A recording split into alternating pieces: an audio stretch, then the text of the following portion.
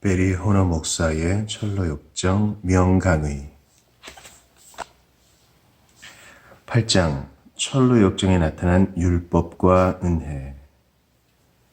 나는 시험 후에 찾아온 은혜와 사랑과 자비가 이렇게 높고 깊은 줄은 정말 몰랐다.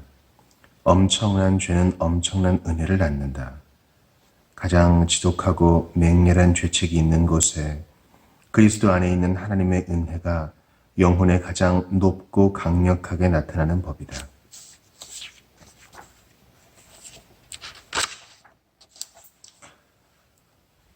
오늘날의 사람들은 실제로 그래왔지만 위대한 교회사적인 인물들을 가리켜 특별한 교리적인 주장의 옹호자라고 말하는 경향이 있다. 이것은 특히 보수적인 복음적 그리스도인에게서 두드러진다. 그들은 마르틴 루터, 존 칼빈, 스펄전에 이르기까지 각각 자기들의 교리를 대변해 준다고 말한다. 이 위대한 인물들이 항상 이러저러한 입장에 대한 그들의 생각을 분명하게 표현하지 않았음에도 때때로 그러한 문제와 관계된 것으로 보이곤 했다. 스펄전의 경우 그가 특별히 역사적 전천년주의의 입장을 취했다는 사실에도 불구하고 그는 전천년주의자로 때로는 후천년주의자로 그리고 때로는 어떤 때에는 무천년주의자라고 주장되었다. 이와 유사한 문제가 바로 율법과 은혜의 관계에 대한 번연의 입장에도 동일하게 적용되었으며 특별히 칼빈주의적 강조에 대해 그러했다. 모든 사람이 존 번연을 자기 편이라고 생각했지만 실상은 번연이 그들이 선호하는 입장을 견지하지 않는다는 사실을 발견하는 것은 매우 불쾌한 일이 될 것이다. 리처드 그레이브스가 잘 논평하고 있듯이 존 번연은 어떤 경우에라도 정의된 특정한 범주에 산뜻하게 어울리는 부류의 사람이 아니라 세심한 조사와 연구가 선결되지 않고서는 번연을 단 하나의 신학적 특색으로만 정의할 수 없을 것이다. 어떤 특정한 요점에 대한 한 그의 교리가 율법 폐기론주의의 그것과 동일함에도 불구하고 그는 철저하게 율법 폐기론과 퀘이커 교파와 정반대이며 중도적 칼빈주의자도 또한 실제적 아르미니우스주의자도 아니었다. 그의 기초적 원리들은 기본적으로 루터주의였다.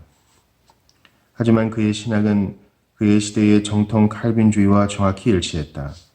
그의 교회론과 성례론은 칼빈주의도 루터주의도 아니었으며 독립 침례교 전통, 특별히 그가 속했던 전통으로부터 받은 유산이었다.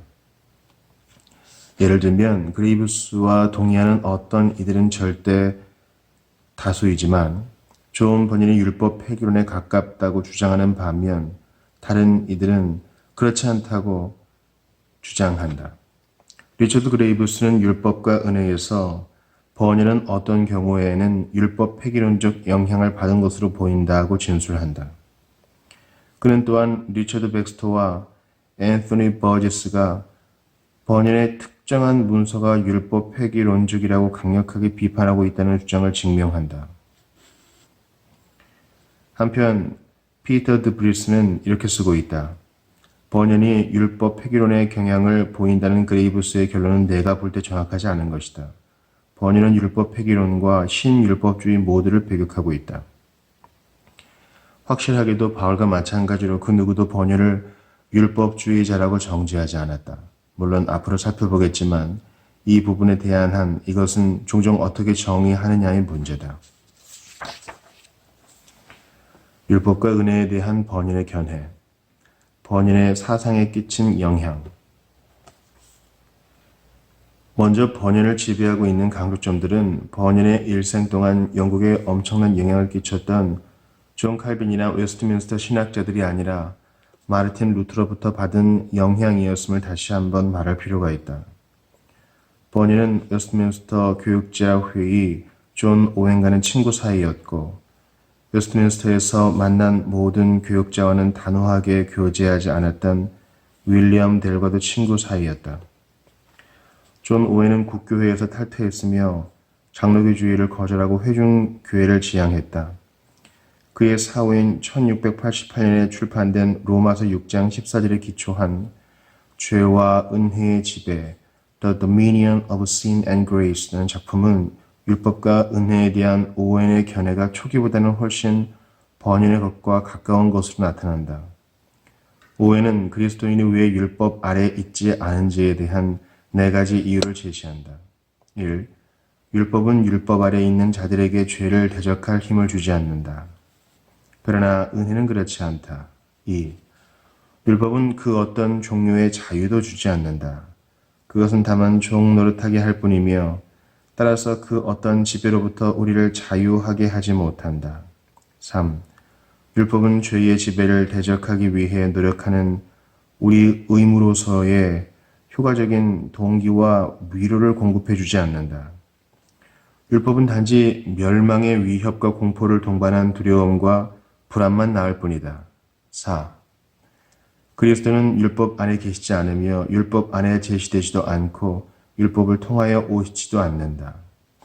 우리는 율법에 의해서 그리스도의 참여자가 되지 않는다.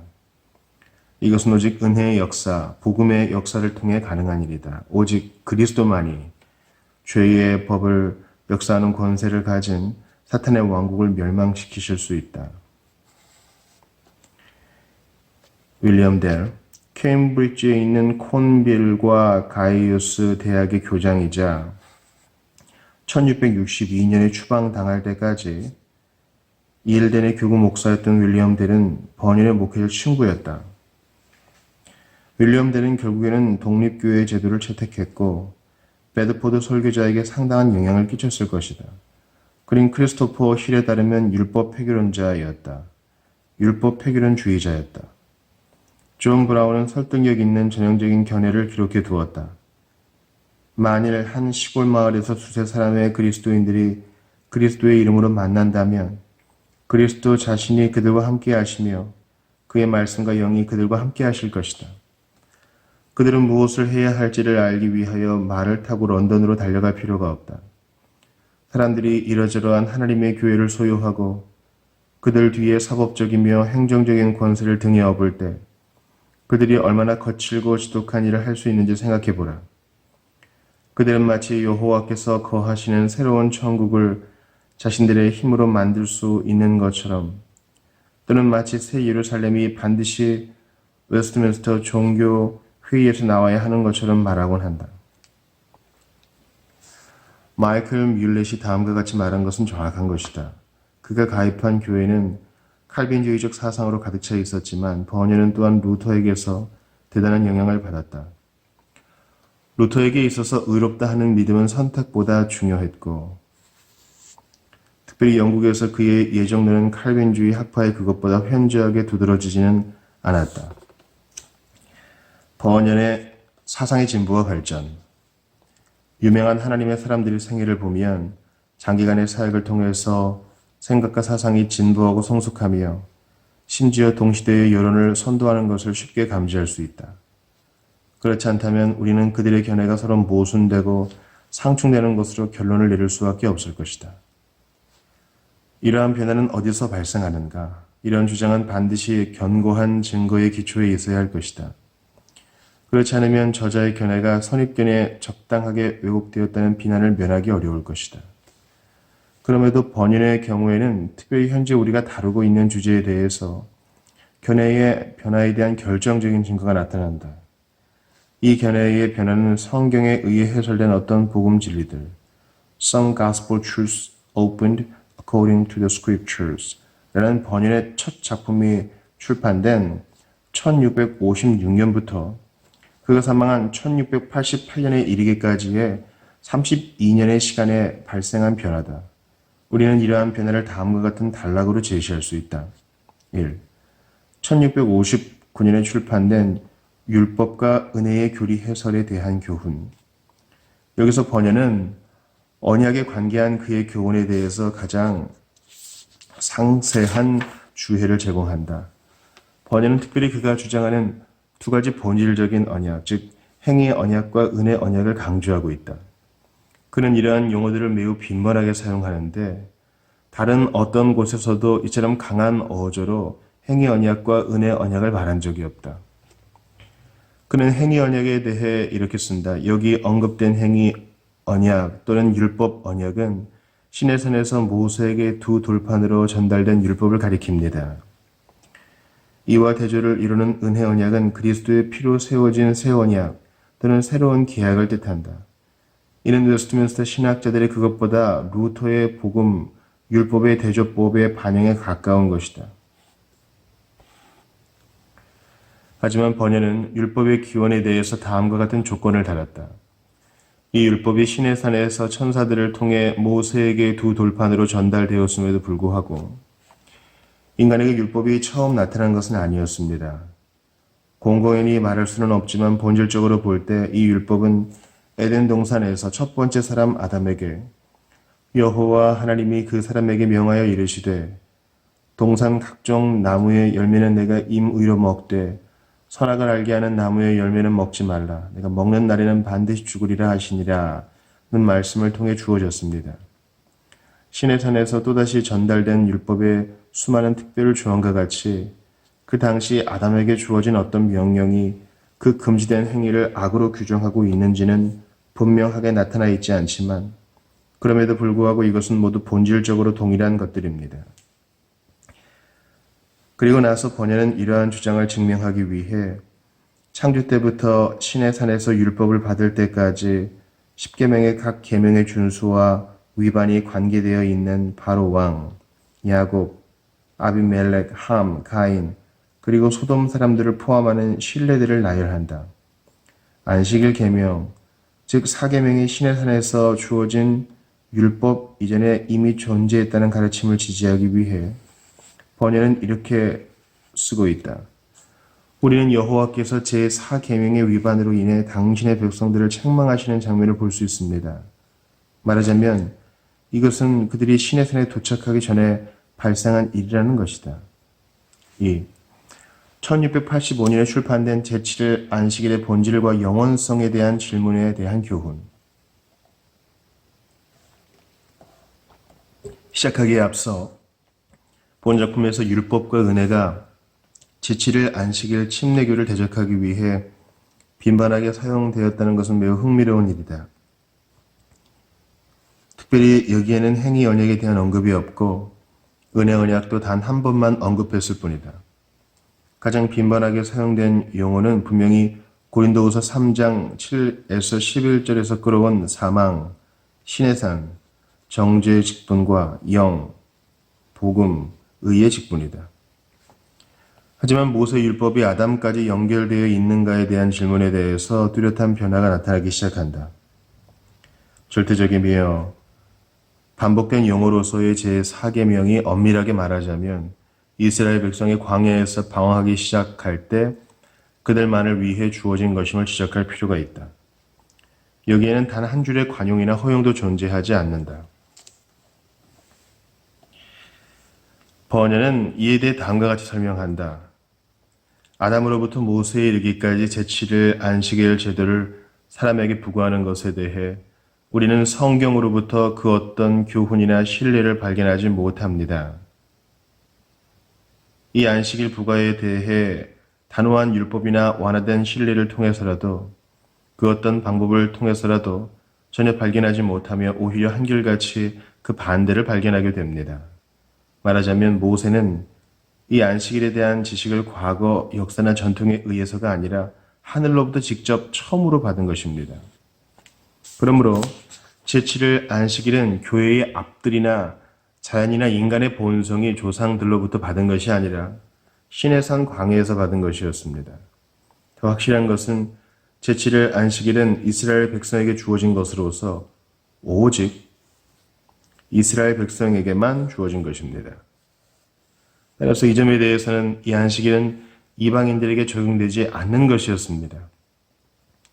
그리스도인의 거룩한 날로서의 주일에 대한 좋은 번연의 열정적인 변증은 이의 없이 매우 흔쾌히 인정된다. 번연이 그렇게 부르는 그리스도인의 거룩한 날로서의 주의 날에는 더 이상 폐지된 유대인의 안식일 개념이 존재하지 않는다. 예를 들면 번연은 이렇게 설명한다. 내가 만일 터키에 있다고 해도 주 예수 그리스도의 교회에서 주중 첫날을 하나님께 안식일로 거룩히 지킬 것이며 그분의 백성을 훈육하기 위하여 그렇게 할 것입니다. 그리고 그들의 안식일이 우리의 금요일이기에 밖에 나가 하나님의 말씀을 설교할 것입니다. 그렇다면 이러한 분명한 견해의 변화를 어떻게 설명할 것인가? 이것에 대한 가장 그럴듯한 설명은 이 두 작품에 존재하는, 즉 1659년과 1688년 사이에 약 26년이라는 긴 시간의 간격이라 할 수 있다. 아담과 모세의 기간에 대한 번연의 이해가 명백하게 수정된 것이다. 확실하게도 번연은 제4계명을 창조시의 규례가 아닌 것으로 결론을 내리는 것 같아 보인다. 따라서 철로역정에 나타난 율법과 은혜의 역할을 고찰하고자 하는 이 시점에 있어서 철로역정이 1678년에 출판되었다는 사실을 염두에 두는 것은 매우 중요한 일이다. 철로역정에 나타난 율법의 역할. 존 번연에게 끼친 루터의 영향의 중요성을 상기할 때 베드포드의 설계자가 독일의 종교개혁자에게 율법과 은혜의 구별에 대해 지은 빚을 이해하는 것은 전혀 어려운 일이 아니다. 번연이 두 언약, 즉 실질적으로 모세 언약과 새 언약에 대한 본질적 이해를 얻은 것도 바로 루터의 영향 때문이었다. 그레이브스가 지적하고 있듯이 루터는 전혀, 아니 희미하게라도 언약 신학자가 아니었다. 게다가 갈라디아서 주석에 나타난 율법과 은혜에 대한 그의 발표는 의롭게 된 신자의 삶에 나타난 율법의 장소성보다 주로 칭의 교리 자체의 정황 속에서 이루어진 것이었다. 그럼에도 1659년 초기에 신학적으로 매우 중요한 번연의 첫 작품의 제목이 루터의 갈라디아서 주석의 주제에 대한 반향인 율법과 은혜 교리의 해설이라는 점은 결코 우연의 일치가 아니다. 달리 말하면 17세기 당시의 청교도들에게 있어서 유행이었던 언약적 개념을 가미하기는 했지만 율법과 은혜에 대한 번연의 가르침의 본질은 기본적으로 루터로부터 파생된 것이었다. 철로역정에 묘사된 율법의 역할. 여기에서의 율법 또는 십계명의 역할은 넓게 볼 때 율법에 대한 번연의 종합적인 견해를 반영한다. 철로역정에서 번연의 율법과는 동시대 영국 청교도들의 강조점과는 다른 방향으로 발전했으며 우리가 이미 살펴본 바와 같이 리처드 백스터에 의해 율법 폐교론주의자라는 비난을 받은 경향으로 치우치고 있다. 그렇다고 해서 이런 경향이 번연이 율법을 하나님의 자녀들에게 불필요하고 쓸데없는 것으로 간주했다는 것을 의미하지는 않는다. 오히려 그리스도인의 자유의 지배를 받는 번연의 견해에 따르면 하나님의 신성하신 독생자를 통한 하나님 자신의 성육신하신 의의 거룩한 계시 앞에서 매우 무색한 것임을 의미할 뿐이다. 1. 점점 커지는 죄짐이라는 자극. 철로 역정의 시작을 보면 크리스천이 이미 자신의 손에 책을 들고 있으며 등에 있는 짐을 점점 무겁게 느끼고 있음을 발견할 수 있다. 다시 말해 손에 있는 성경이 그를 압도할 때까지 그의 죄책을 가중시키고 있는 것이다. 그렇다면 크리스천은 성경의 어느 부분을 읽고 있었을까? 틀림없이 그것은 십계명이었을 것이며 뿐만 아니라 구약과 신약 성경 전체에서 발견되는 하나님의 완전한 의에 대한 요구와 죄인들을 향한 심판의 선고에 대한 포괄적인 계시를 포함한 내용이었을 것이다. 문맥상 율법이 전 구약 성경을 지칭하고 있는 로마서 3장 19에서 20절 말씀과 비교하라. 제가 어떻게 해야 구원을 얻겠습니까? 라는 크리스천의 탄식은 우리로 하여금 그가 사도행전 2장 36, 37절과 16장 30에서 32절에 묘사된 유사한 상황에 처해 있음을 추론하게 한다. 말하자면 번연은 오순절 날의 유대인들과 빌립보 감옥의 간수가 죄를 자각하고 확신하게 된 수단을 염두에 두고 있는 것이다. 예를 들면 구약 성경을 인용한 베드로의 설교가 그러한 죄의 확신을 불러온 것이다. 율법과 은혜의 교리 해설에서 번연은 이 두 사건을 언급하면서 죄인들의 죄의 자각과 죄책의 필요성 그리고 옛 언약, 즉 정죄하는 율법의 언약이라는 수단으로는 그들의 의를 세우기에 철저하게 무능력함을 설명하고 있다. 우리는 결국에는 멸망성으로부터 도망치라는 크리스천의 경고를 새겼던 믿음이 즉시 달아나지 않으면 그의 집을 불태우겠다는 모세, 율법에 정죄하는 사역의 상징적 묘사, 모세의 위협을 상기했음을 발견하게 된다. 따라서 넓은 의미에서 순례자들은 하나님의 율법의 각성과 고발의 사역을 경험하는 것이다. 이 시내산의 위협, 높은 언덕 너머에 있는 도덕의 마을에서 크리스천의 짐을 벗겨주겠다고 유혹한 세상 지혜는 실상 신앙 관용을 부르짖는 그릇된 행위의 복음을 전파하는 광교회파의 목사로서 시내산에서 받은 율법의 준수와 성취를 통하여 죄짐을 벗을 수 있다고 크리스천을 훈계하는 자다. 세상 지혜의 충고와 제안은 매우 그럴듯했고 이룰 수 있을 것 같아 보였지만 실상은 실현 불가능한 것이었다. 크리스천이 높은 언덕을 성공적으로 올라가기 위해서는 영원토록 거룩하신 하나님이 요구하시는 율법에 대한 완전하고 절대적이며 영구한 순종을 성취해야만 했다. 그래서 그 높은 언덕은 불꽃을 번쩍이며 천둥을 치기 시작한 것이다.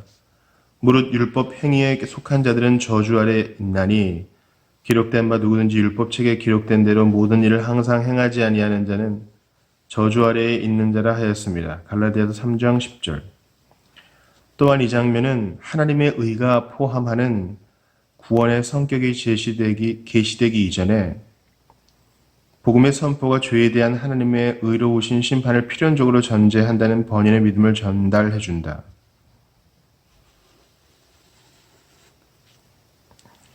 이에 대해 번연은 아래와 같이 쓰고 있다. 만일 그대가 복음의 능력과 권세를 알기 원한다면 먼저 율법의 능력과 권세를 알아야 합니다. 율법에 대해 전혀 모르는 사람은 말로나 행위로나 자신이 죄인임을 전혀 깨닫지 못하는 자입니다. 따라서 자신이 죄인임을 모르는 자는 역시 구세주가 계시다는 구원적 사실도 깨닫지 못하는 자가 됩니다. 따라서 그대가 얼굴을 깨끗이 씻기를 원한다면 유리거울을 집어들어 어디에 더러움이 묻어 있는지 살펴보아야 할 것입니다. 3. 해석자의 집에서의 율법과 복음. 철로역정의 순서상 크리스천이 좁은 문을 통과한 지 얼마 되지 않아 해석자의 집에서 본 먼지 나는 방이 깨끗하게 된 장면은 자신이 하나님의 진정한 자녀가 되었음을 의미한다. 따라서 그가 해석자의 사역, 즉 성령의 사역을 통하여 받은 교훈에 따르면 두 번째 장면의 방은 복음의 달콤한 은혜의 사역을 통하여 한 번도 정화되지 않은 인간의 마음을 묘사하며 따라서 그것은 하나님 자녀의 마음이 아님을 의미한다.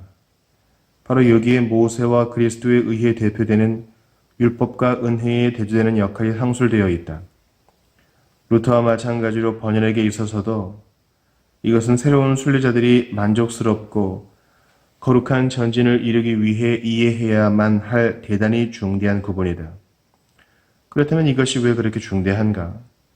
그것은 율법이 새로운 신자를 위한 거룩하게 하는 은혜의 수단이기 때문이 아니라 세상 지혜와 같이 오도된 열심으로 말미암는 권고와 제안을 통하여 율법이 순례 여행을 도와줄 수 있으며 은혜 안에서 자라게 해줄 수 있다고 새로운 신자들을 유혹하고 속이기 때문이다. 그러므로 번연은 율법은 죄로부터 마음을 깨끗하게 하는 대신 영혼 안에 죄를 생각나게 하고 중대시킵니다. 왜냐하면 율법은 죄를 제어할 권세를 주지 못하기 때문입니다라고 결론 짓는다. 여기 율법의 사역이 본래 제정된 목적, 즉 회심하지 않는 마음의 자각과 확신이라는 특유의 용어로 묘사되어 있다.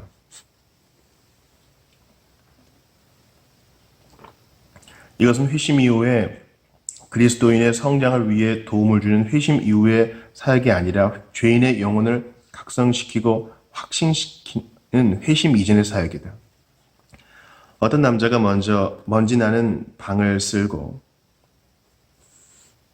닦자 온 방 안의 먼지가 더욱 풀풀 날리게 되었다. 그 후 물을 뿌리는 소녀로 대표되는 복음의 메신저가 오자 내적 부패가 정복되고 깨끗하게 되었다. 여기에 번연이 말하고자 하는 요점은 이미 죄짐을 지고 있는 순례자에게 율법의 영향을 통한 죄의 각성이 또 필요하다는 것을 의미하는 것이 아니다. 그것은 오히려 이 우화 작가가 잘 알고 있듯이 새로운 신자의 마음 안에 남아있는 죄의 존재가 충격적이며 절망적인 발견이 될 수 있음을 의미한다. 이것은 특별히 하나님의 말씀과 협력하여 죄를 깨닫게 하시고 동시에 깨끗하게도 하는 내주하시는 성령 하나님의 사역을 통하여 발견될 수 있는 것이다. 그렇다면 이제 순례자의 심령 안에 남아있는 죄가 어떻게 처리되는가에 대한 질문이 제기된다. 번연에 따르면 정욕을 제어하고 정복할 수 있는 것은 오직 복음의 은혜뿐이다. 이 진리는 해석자 집에서의 네 번째 장면, 즉 순례자의 마음이 은혜의 기름을 계속해서 공급해 주시는 그리스도를 통하여 계속 불타오른다는 사실을 통해 더 자세히 설명되고 있다. 조지 어퍼는 다음과 같은 조지 치버의 글을 인용하면서 복음의 정화에 대한 이러한 강조를 인정하고 있다. 크리스천은 이것이 자신의 마음속에 있던 깊은 경험임을 잘 알고 있었다. 왜냐하면 그의 등에는 여전히 죄의 짐이 있었으며 해석자가 그것을 설명해 주었을 때 매우 아픈 경험을 했던 것이다. 문에 있던 사람의 경고를 기억하지 못했더라면 그는 정말 해석자에게 죄의 짐을 없애달라고 탄원했을 것이다. 율법은 그것을 제거할 수 없었으며 크리스천은 이미 그것을 시도했다. 은혜 역시 아직 그것을 없애지 않았기에 그는 입을 다물고 인내를 가지고 기다릴 수밖에 없었다. 하지만 소녀가 와서 방에 물을 뿌리자 먼지가 잠잠해졌고 아주 깨끗하게 청소되었다. 이것은 복음의 향기로운 영향과 결과에 대한 생생한 묘사이다. 이것은 아침 이슬같이 내리는 하나님의 은혜이며 폭풍을 잠잠하게 하시는 그리스도의 온유한 음성이다. 이것은 율법이 각성시킨 마음의 부패가 그리스도의 능력에 복종하게 되는 것이다. 이것은 영혼이 깨끗함을 얻고 영광의 왕의 나라에 거하기에 합당한 자로 만드시는 하나님의 은혜다. 실로 이것은 가장 교훈적인 상징이다. 이제 크리스천은 마음속으로 생각했다. 나의 마음이 깨끗하게 되었으니 멍에를 메고 이제 남은 순례 여행을 끝까지 편안하게 갈 수 있을 것이다. 하지만 엄청나고 맹렬한 율법의 공격을 받았다. 여호와 하나님이 율법의 마당 빗자루로부터 나를 구원하여 주시기를. 4. 믿음을 향한 모세의 공격. 크리스천과 믿음이 다시 만났을 때 이 새로운 동반자는 자신의 독특한 경험을 회상한다.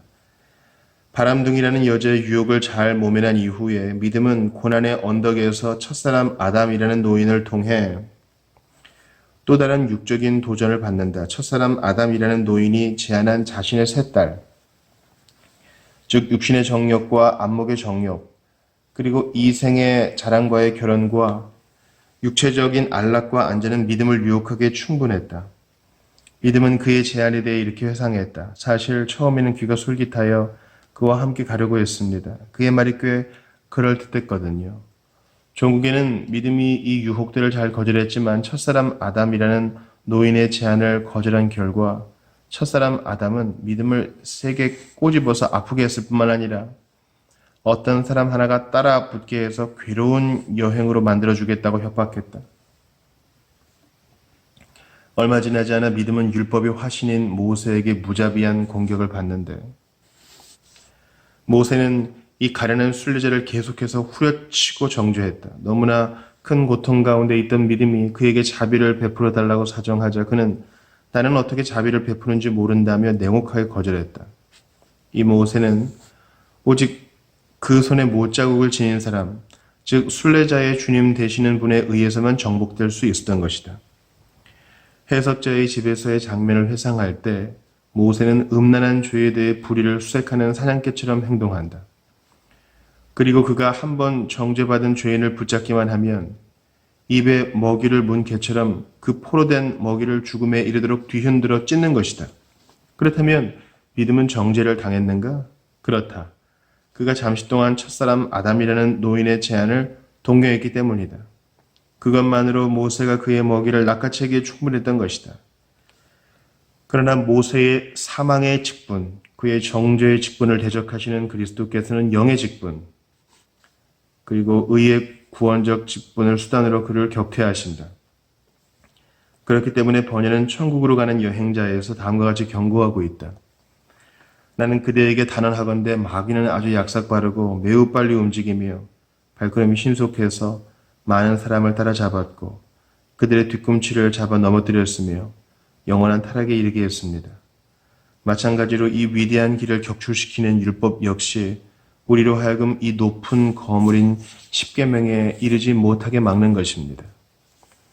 다른 작품에서 묘사된 율법의 역할 1. 율법과 은혜의 교리 해설 The Doctrine of the Law and Grace Unfolded. 우리는 이미 이 초창기의 작품에 대해 언급한 적이 있다. 하지만 이 작품에서 인용한 다음과 같은 단 하나의 인용 구절은 불신자와 관계하는 율법의 역할을 번연이 어떻게 이해했는지 훌륭하게 설명해 준다. 새 언약, 은혜 언약은 그대에게 새 마음을 약속합니다. 그러나 옛 언약, 율법은 그대에게 아무것도 약속하지 않습니다. 새 언약은 새 영을 약속합니다. 하지만 옛 언약은 아무것도 약속하지 않습니다. 새 언약은 믿음을 전달하지만 옛 언약은 아무것도 주지 않습니다. 새 언약을 통하여 하나님의 사랑이 마음에 전달되지만 옛 언약은 예수 그리스도를 통하여 아무것도 구원적으로 전달하지 않습니다. 새 언약은 생명의 약속을 줄 뿐만 아니라 생명의 보증과 확신까지 주지만 옛 언약은 아무것도 보증하지 않는 것입니다. 옛 언약은 우리 안에 그리고 우리에게 하나님의 진노를 생산하지만 새 언약은 사랑으로 역사하는 믿음을 생산합니다.